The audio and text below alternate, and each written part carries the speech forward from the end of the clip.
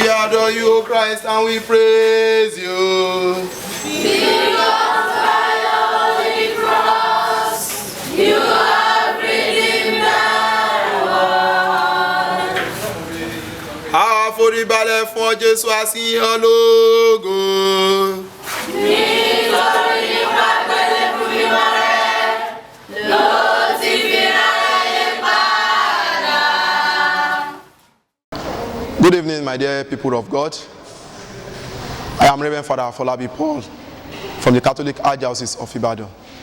Today, we shall continue with the Stations of the Cross. We shall be discussing about the third station.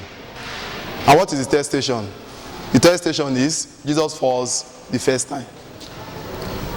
Jésù ó ṣubú ní ìgbà kìíní. Kí ló dé tí Jésù fi ṣubú?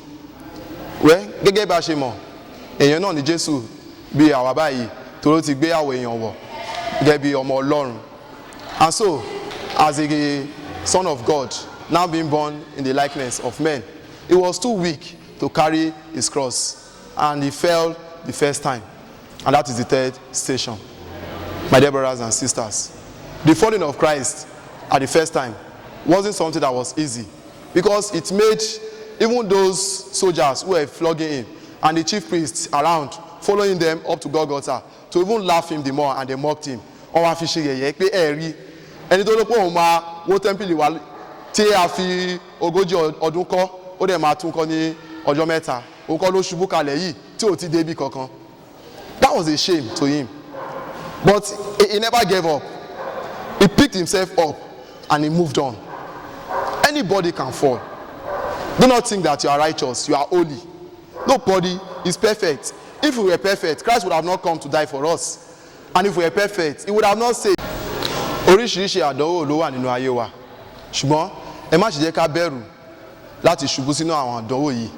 Falling into temptation is not a sin, or rather, is not a crime.